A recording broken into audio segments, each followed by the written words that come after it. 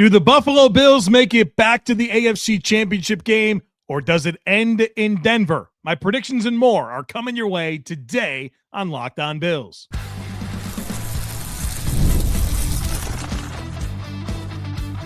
You are Locked On Bills, your daily Buffalo Bills podcast. Part of the Locked On Podcast Network, your team every day.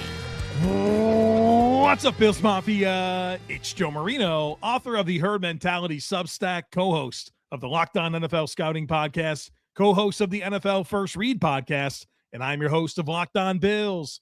Locked On Bills is a proud part of the Locked On Podcast Network, now the #1 sports podcast network. Want to thank you for making Locked On Bills your first listen every day, and a big welcome and shout out to our everydayers. You know who you are. Those of you who never miss a single episode, I appreciate y'all being here very, very much. Today's episode is brought to you by Game Time. Download the Game Time app, create an account, and use code LOCKEDONNFL for $20 off your first purchase. Well, folks, welcome in. It's time for our last conversation before the Bills face the Broncos in the divisional round of the playoffs. And so I'll give you my 5 predictions for Sunday. We'll talk to Dr. Kyle Trimble of Banged Up Bills about the injuries. But let's start with my final thoughts on the game. And I'm going to treat this exactly like that. Final thoughts. There's 6 things that I'm thinking about on the doorstep of this game being played on Saturday afternoon. Number 1 is, what is the plan at safety next to Cole Bishop? Love the season that Cole Bishop is having. Very concerned about who's playing next to him. As we know, Jordan Poyer has been ruled out for this game. And so to me, it really comes down to 2 options, Jordan Hancock or Cam Lewis. I'm not sure that Damar Hamlin, given the amount of time that he's missed, is ready to step in and play every snap on Sunday or Saturday. So I am thinking a lot about it being Cam Lewis or Jordan Hancock. And, we watched the game last week against Jacksonville, and Jordan Hancock was the player that stepped in, and he struggled tremendously, gave up 3 huge completions down the field. 2 on third downs. 1 was the longest pass play that they had all game long. And then, of course, missing the tackle on the Travis Etienne touchdown pass. I mean, he really struggled. And I was a little surprised that it was him to begin with. I thought it would be Cam Lewis. And I know you might think about it and say, well, maybe the reason they didn't put Cam Lewis as the safety next to Bishop is because they wanted Cam Lewis for the dime role. Well, that would make sense if they actually ran a snap of dime in the game. They didn't. And so it's really interesting to me. And so I like the idea of what Jordan Hancock can become, but he certainly didn't look like a player last week that was ready for that moment. Now, does that change with him having a full week of practice to prepare as the starter? I'd hope so. But regardless, it feels like a shaky spot, whether it's Lewis or Hancock. And that player needs to be better this week than what the Bills got after Poyer went down in the Jacksonville game. Number 2 is, I'm thinking a lot about Ty Johnson. I don't know if he's going to play or not. It doesn't feel like he's going to.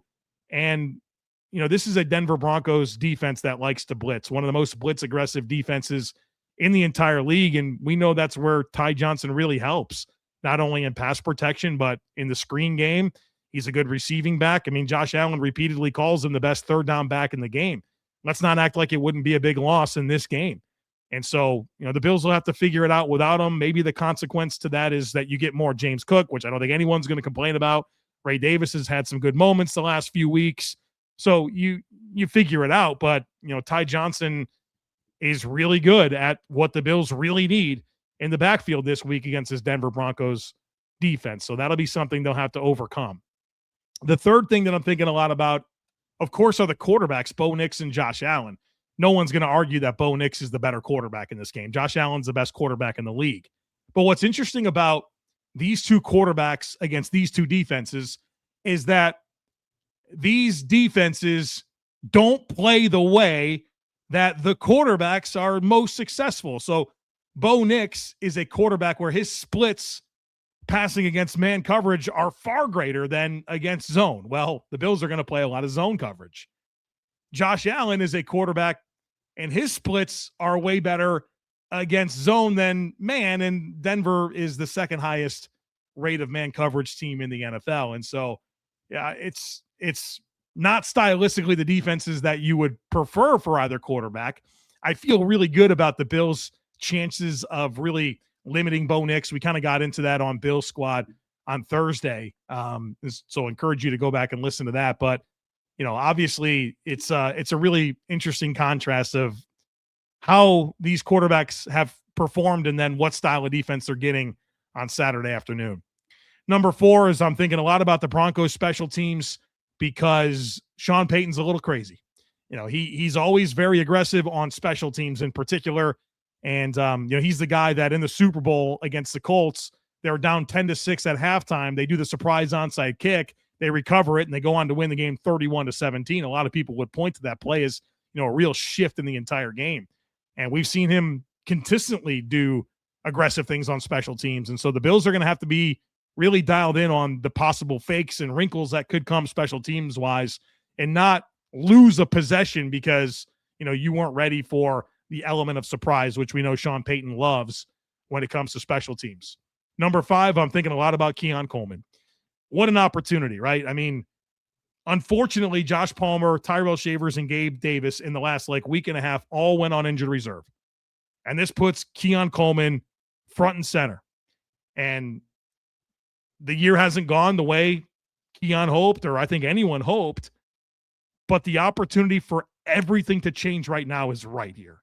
He's going to have to play, and he's going to have opportunities to contribute, whether that's as a blocker or as a receiver.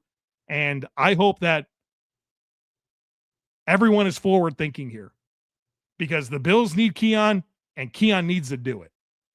And so I'm excited for him to have his chance. You don't often get another chance like this, especially in the same season. Go change everything, dude. What an opportunity. What an opportunity. I hope he embraces it, and I hope he can be a positive to this football team because they need it and he needs it. And then, of course, the last thing I'm thinking about is are these players that are potentially coming back off of injured reserve. Ed Oliver, wouldn't that be nice? Now, I don't know what to expect. That's what's really difficult. I mean, the guy hasn't played football in a while. Of course, when he was playing, he was awesome. But, hasn't been repped, coming off of an injury that's on an accelerated timeline to return. He had a knee setback along the way. It's hard to get my expectations in the right place. Can you get 10 or 12 snaps out of him? Can he be effective for those snaps? Is 10 or 12 snaps of him better than Phi Mathis or whatever? I think those are the types of questions you have to ask yourself.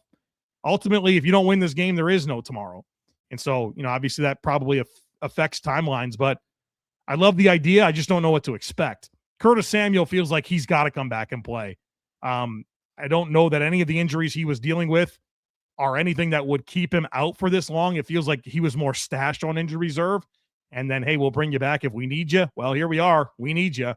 And I think he can come in and help this team. And then, Damar Hamlin, obviously a need at safety right now. Damar's very experienced, but where's he at? Is he ready to step in and play meaningful snaps?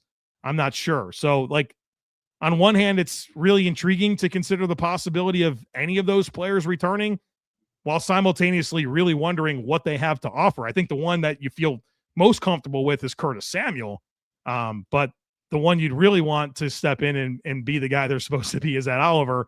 And it feels like a long shot that he could truly come back and be that. Although, I don't know, 80% of that Oliver is probably a nice boost to this defense. So those are my final thoughts. That's what's kind of lingering on my mind as this kickoff approaches quickly every second. All right, coming up next, we're going to talk to Dr. Kyle Trimble of Banged Up Bills about the injuries, and then later on, my 5 predictions for Saturday. Folks, be sure to stick with me. Hey, guys, the draft picks positions are set, and so many teams are looking for their franchise quarterback. Ever wish to become a pro quarterback, getting drafted first overall by your favorite team? Well, now you can. There's a mobile game just for you called Ultimate QB Football Legend.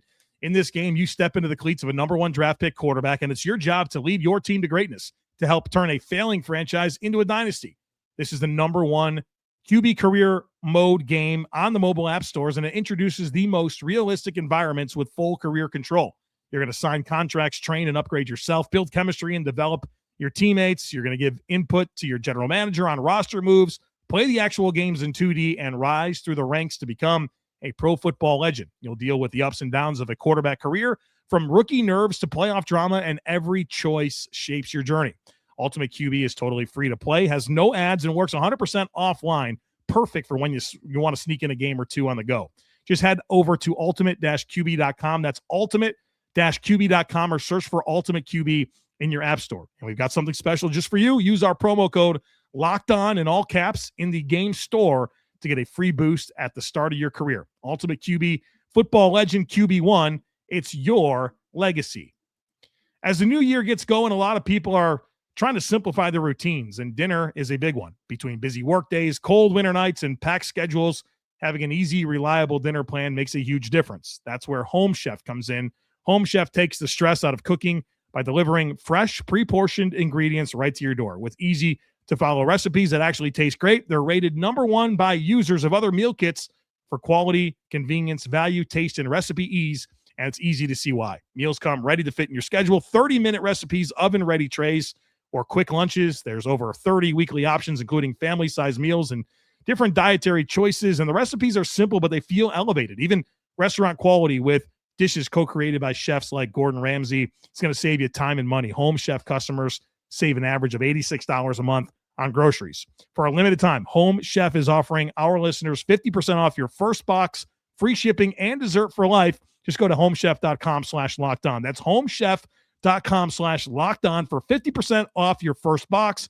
free shipping, and free dessert for life. Must be an active subscriber to receive free dessert. I'm joined now by Kyle Trimble. He's a doctor of physical therapy. He runs bangedupbills.com. You can follow him on social media at bangedupbills. He joins us each week to get ready for the upcoming Bills game from an injury perspective. And, well, if this was Locked On Broncos, we wouldn't have anything to talk about, Dr. Kyle Trimble. But this isn't Locked On Broncos. This is Locked On Bills, and there's a lot to get into. And I want to start with Bills quarterback Josh Allen. He has no injury designation. He practiced in full Wednesday and Thursday. But we know, we watched the game. It was a dude landing on his neck. It was hitting his finger on a helmet. It was the knee kind of getting twisted up on the touchdown run. And we know he's been working through the foot. How's our guy doing? I know if you ask him, he's going to tell you he feels great because that's what he said this week. But we know there's a lot going on. What can you tell us? I mean, being married to Haley Steinfeld, he's going to get some acting lessons, I guess. Because, I mean, it's incredible. He said, I feel great. I'm like, there's no way. He took a beating. We haven't seen him take a beating that bad since against Houston. And, I mean, he was beaten and battered then. So for him to say he's great, okay, fine. I'll take your word for it.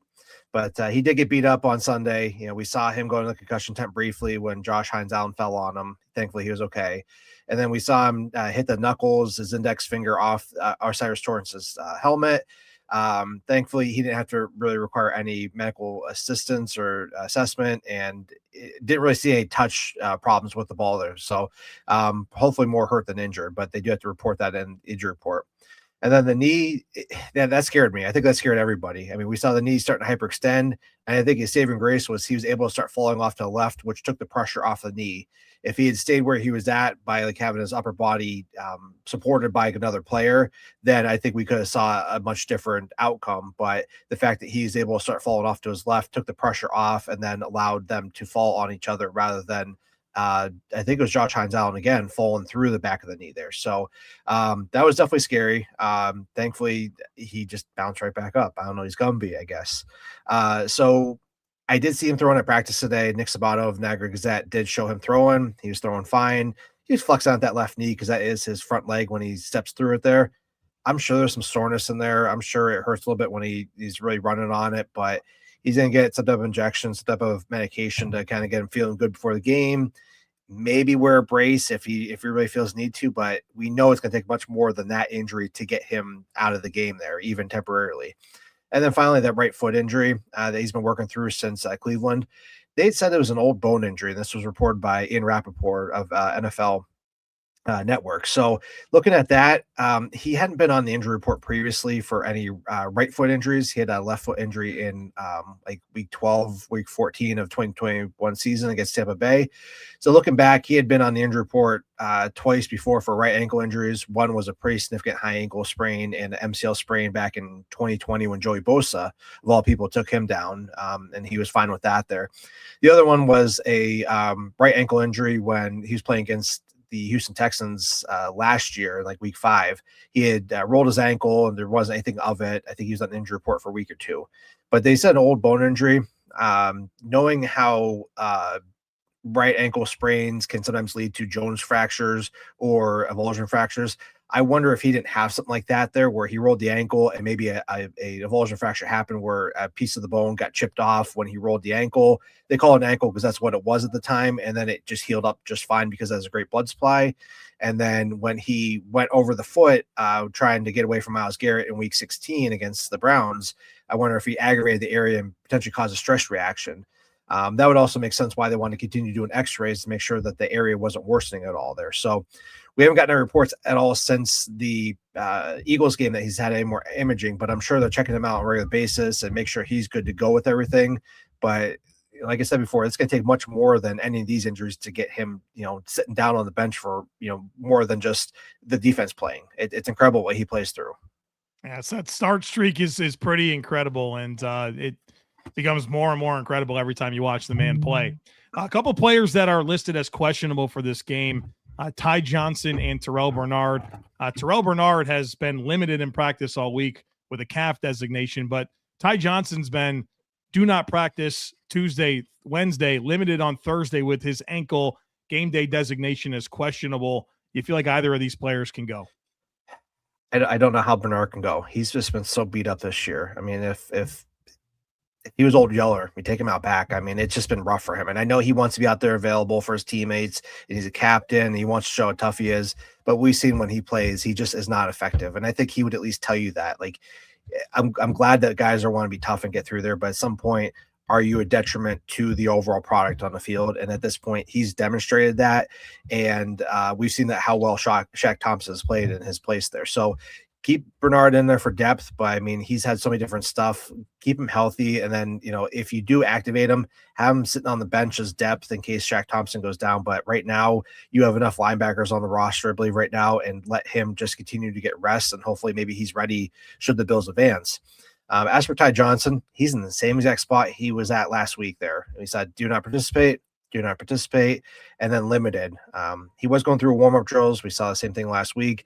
I saw from different beat reporters that ankle looked like he was taped up pretty good. He was going through general just warm-up stuff that you couldn't really discern what was going on there. Looking back, week 18, it looked like he suffered a right high ankle sprain, and at the time, I thought maybe he avoided something worse because he was able to finish the game there. But then we saw him roll into Jacksonville with the boot on his foot there. So, I don't see how you're going from a boot on Sunday to suddenly playing an NFL game on Saturday. I'm sure there's some gamemanship there, but I just don't see how he goes, and unless he feels he can really cut off the ankle. So maybe another week of Frank Gore, who did all right in his place on Sunday. Yeah, it's a tough call here with Denver and the pressure defense that they have. You'd love to have a pass blocker like Ty Johnson, but I am concerned that he won't be able to go. Now, there's 3 players that the Bills could get back that have been on injured reserve for a while: Ed Oliver, Curtis Samuel, and Damar Hamlin. All players at positions where the Bills can use some reinforcement. So let's walk through these. Let's start with Ed Oliver, obviously the highest impact potential of these guys.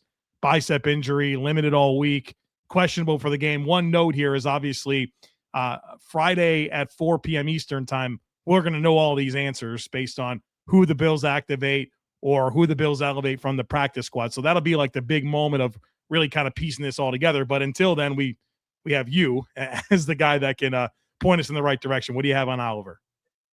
He's a coin flip. So, I mean, you could go really either way with this, and for a few reasons. First off, we know he had the left knee cleaned out with the meniscus during his ramp back up with the conditioning. He's saying he's feeling good, but the knee isn't going to affect his ability to play. It's more or less the biceps there. And the biceps, by the time he gets to Saturday, should he play, he's like 11 weeks and like 4 days out. We have seen guys come back this quickly from a tendon repair. We saw Brandon Graham do this in the Super Bowl last year at 11 weeks for his triceps, and he did tear that out again during the game.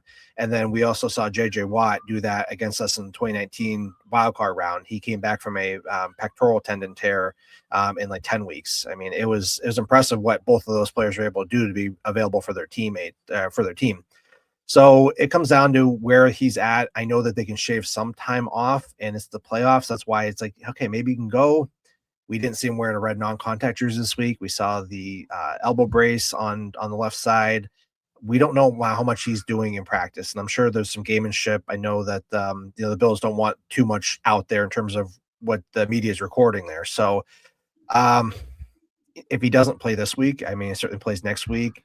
I want to lean toward him going just because there may be no next week here. I know they've gotten this far without Oliver, but a fresh body like that, especially the defensive line, and I think they had Fedarian Mathis playing 6 snaps.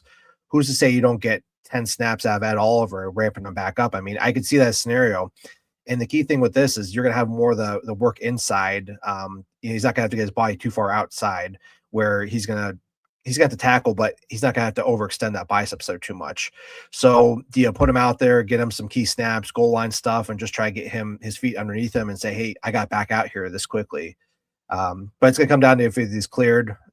I'm leaning right now that he's going to play just because they have the 2 open roster spots, but I could easily be wrong and say we're going to stay, wait one more week there. So this is the most curious one for me. If he does return, I mean, he's moving twice as fast as normal people do for this thing. So if it's not this week, it's next week, but it's the playoffs. There might not be next week. One guy that I feel pretty good is going to be able to go is Curtis Samuel at wide receiver. I think you might even look at his injured reserve stint as an extension of the roster. And we're at the point where it's like, well, we need you. And he's practicing full all week, if I'm not mistaken, questionable for the game. They need him. I feel like he's going to go. I feel like that too. I mean, you got open roster spot. You lost 2 wide receivers to ACL tears, which we'll talk about later. You got to get him out there. He knows the offense. He's healthy. Get him out there and play, and hopefully he does something. DeMar Hamlin's the other one who has been practicing for a couple weeks now. I don't think he was limited at all this week. He was a full participant with a pectoral, listed as questionable. Of course, Jordan Poyer is out for this game, in addition to Maxwell Hairston. I don't know that he would come in and immediately be the starter, but he does have a couple weeks of practice under his belt.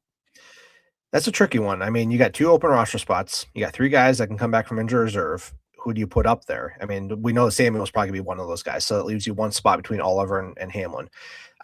Knowing that you ideally want to fill the roster spot there, then you probably want to bring in Oliver over Hamlin. The reason why I don't think Hamlin goes this week, despite the full designations, is even though he didn't have a red non-contact jersey on, we didn't see a type of bracing on his left pectoral region on the shoulder. Usually you want to see that. Like, this is the same type of bracing we see on Matt Milano. He's been playing with all season. And the other guys that suffer a pectoral injury or even labrum, we want to make sure we restrict that range of motion there. So we haven't seen bracing on there, which is a key sign. And then the other thing is too, the demands for a safety to tackle, being out more in open space and having the arm more extended. There's a higher risk to re-injure that pectoral muscle. And he's like at 14 weeks, which is still like, we've seen guys come back in 12 weeks. But those are been more offensive, defensive linemen want to keep those arms inside. So you got to get outside, maybe one arm tackle, get outside, jump up high, really extend those arms. There could be a higher risk to tear that out there. So I don't see him playing just because of those clues we're seeing there and the positional demands and the fact that he plays more special teams as a reserve safety versus somebody who could have more of an impact like Oliver or even Samuel. We'll know for sure Friday at 4 Eastern time.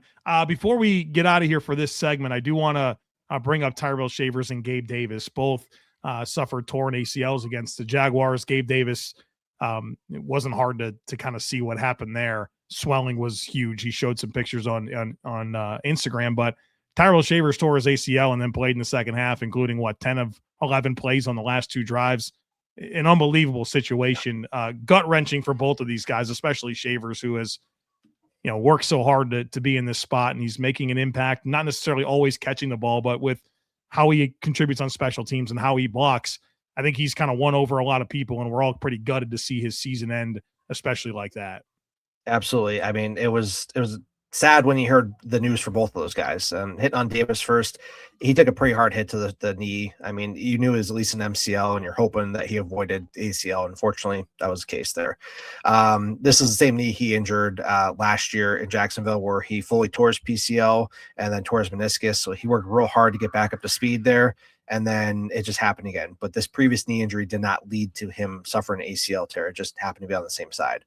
So he's looking at, a 9 or 10 month recovery. I think the average was like 10.9 months according to the research. He's a hard worker. He's going to be a pup candidate and be able to return back, hopefully mid-season, kind of like what he did this year. It just depends if there's other additional damage in there. Hopefully it's just a clean ACL tear plus MCL, which heals up nicely. As for Shavers, I mean, I'm a physical therapist. I see a lot of different things, but it's still incredible when a guy like that plays through the injury. Real quick background, he had suffered the ACL tear with 4:41 left in the second, and you can only really see this during the end zone view where he kind of got bumped off balance, landed on the left knee, and then had to exit for a little while there. I didn't see it at the time because I was more focused on the game as a fan, but he did return with a brace on and continued playing the second half, and then they said they were getting more tests on the knee. This likely meant that he had a partial tear. They were probably showing some laxity. They probably said, hey, this might be an ACL tear. How's it feeling? Can you brace it up? And can you go? And he was able to demonstrate all that stuff. And they probably figured, well, if this is a partial tear, you're going to have the same outcome, whether it's a full tear or partial tear. And if it fully goes during the game, well, your season's already kind of written in terms of the outcome. So it's amazing he went back out there and playing, because I mean, I'm sure that's hurting. I'm sure that there was definitely some instability if I went back and looked at the film where he was trying to push off of. And give that guy a blank check and just say, fill in whatever number you feel like is appropriate, because I mean, he's earned another contract with the Bills or wherever his contract situation is. But he's gonna be the same thing as Gabe Davis, where he's gonna get surgery in a few weeks there, start on PUP, return sometime mid-season, and hopefully kind of get his legs back underneath them for the last half of 2026 and even beyond. Man, you hate it. You hate it. You hate it. You hate it. But one thing I wouldn't hate is if we were back again next week, getting ready for an AFC Championship game. So, Dr. Kyle, thanks for hopping on and sharing some of your expertise, and let's do it again next week. Absolutely. I do agree with that, Joe. Thank you, and go Bills. The NFL season is in full swing, and there's nothing like being at the game. The crowd noise, the energy, and cheering alongside other fans. Watching at home is great, but being in the stadium hits different. The frustrating part has always been getting tickets, waiting in queues, dealing with logins, and waiting and watching prices change right at checkout. That's why the Game Time app gives the advantage back to fans. It's the hack for unlocking amazing NFL tickets and experiences in just a few taps. The app is incredibly intuitive. Browsing, comparing, and buying tickets will only take a few minutes. And one of my favorite features is being able to see the view from my seat before buying, so there are no surprises.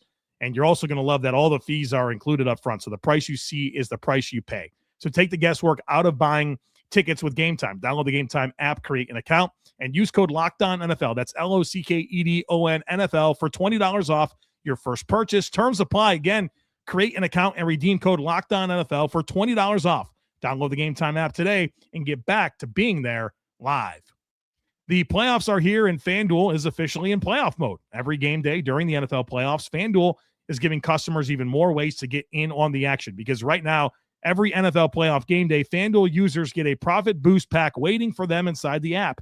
Each game day, you'll see a pack loaded with multiple profit boosts that you can apply to the bets that you like most. You open that profit boost pack first thing on game day and see what boosts you want to apply. And those boosts will let you lean into your game day instincts, whether you're backing momentum, defense, quarterback play, or coaching. It's going to make every play feel bigger, and the boosts make your bets feel that way too. You make your picks, then apply your profit boost to go after even bigger payouts while the playoffs get rolling. So visit FanDuel, an official sportsbook partner of the NFL, and grab your profit boost pack every NFL playoff game day. All right, folks, welcome back. It is prediction time here on the podcast, and as usual, I have 5 of them for you. I like to say this from time to time, and it's that my predictions are really intended to tell a story. I try to be a little bit aggressive with them, but ultimately I want to tell a story of how I think the game will unfold. So let's do this. Number 1, and we've heard all about how good the Broncos defense is. I think that James Cook goes over the 76.5 rushing yards that FanDuel currently has the line at. So if you go to FanDuel, the over-under for James Cook's rushing yards is 76.5. I think he hits the over here. And I'm not going to promise you that James Cook runs the ball like he did last year against Denver, but I think he'll get 77 or more yards. Ultimately, I just feel like the Bills' offensive line has a size advantage over Denver in their front. The only player that really gets a ton of run for them on their defensive line that's over 300 pounds is DJ Jones at 305 pounds, and he's more of a penetration style nose. You know, they got smaller guys, Zach Allen's 285. They got some bigger ends, but they're ends. And ultimately, I think the Bills should be able to run the ball between the tackles, really between the guards, and find some success here. And so big people beat up little people. I think that the Bills will have some success running the football, and James Cook will top 76.5 rushing yards. Number 2, I'll go into another player prop. So if you go to FanDuel, you'll see where Brandon Cooks is at. They say 28.5 receiving yards is where they're setting the over-under. I'm smashing the over there. I mean, Josh Allen's got something going here with Brandon Cooks. And while the results can be inconsistent, right? You could have a Brandon Cooks drop. You could have a Josh Allen missed throw. The one thing that's been consistent is that he's been consistently available down the field for Josh Allen. And so there's been some great opportunities. There's also been some good just timing routes within the traditional drop back passing game that's been there. And so you're talking about a Bills offense that's losing receivers left and right. Brandon Cooks' role is going to be notable in this game, and I think he tops that 28.5 receiving yards. So put me down for over on 28.5 receiving yards for Brandon Cooks. Number 3, my prediction is that Josh Allen gets sacked 2 or less times against Denver. And Denver registered 68 sacks on the season. They average 4 sacks per game. Of course, they're healthy and rested coming into this game. And Josh Allen has been sacked a good amount this year, right? A career high amount of times he's been sacked this year. In fact, more sacks this year than in 2024 and 2023 combined. I think it's 2 or less in this game. The player I watch against Jacksonville is not a guy that's going to take a bunch of sacks. He was really decisive, knew where to go with the football, and got out of his hands faster than any quarterback in the playoffs last week. And I don't know if that'll be the case again this week, but I think Josh Allen's going to keep this offense on schedule because ultimately I'm pretty high on the Bills' defense's opportunity to really limit Denver. And I think Josh Allen's going to embrace it's like living to play the next play is okay. Like throwing the ball away is going to be okay. And I think it's pretty obvious that, you know, as negative plays and turnovers are mitigated by Josh, the Bills win. And I think he'll understand that, especially on the road in this type of game. So put me down for him getting sacked 2 or less times on Saturday. Number 4, I predict that the Bills offense tops the Broncos season averages for third down and red zone rate. So the Broncos are number 2 in third down rate in the NFL at 33.8%. They're number 1 in red zone touchdown percentage at 42.6%. I think the Bills will do better in both categories. So we'll parlay that. So they will have a third down conversion rate of better than 33.8% and a red zone touchdown percentage of better than 42.6%. And then lastly, do I think the Bills win and go to the AFC Championship game, or is this where it ends? I do think that the Bills are going to win this game. I think they have the better quarterback. I think that the Bills defense matches up pretty well against Denver's offense. And it's really just going to come down to avoiding mistakes on offense. Being comfortable punting from time to time, being comfortable throwing it away. But I think they'll run the ball well between the tackles. And the player I watched in Josh Allen last week is very inspiring. That's MVP Josh. That's playoff Josh. I think he gets it done on the road, and the Bills get back to the AFC Championship game. Who do they play? Well, it'll either be against the Texans in Houston or against the Patriots in Massachusetts. So we'll see what happens in that game. You could probably talk me into either outcome, but they're going to find out that they're playing the Bills when the Bills open the divisional round with a dub against the Denver Broncos on Saturday. So there you have it, folks. The hay is in the barn. We've done all we can to get ready for this game. We've talked about it from every angle. Now the Bills got to go out there and win it. I'll be very excited to break it all down with you. Bills Squad live right after the conclusion of the game. And then, of course, all the normal content that you get from me. And then hopefully we're getting ready for the AFC Championship game. So don't miss anything. Make sure that you're subscribed. Would love it if you took a second to rate, review, and share the podcast. Have a great rest of your day. Go Bills. And I look forward to catching up with you again real soon.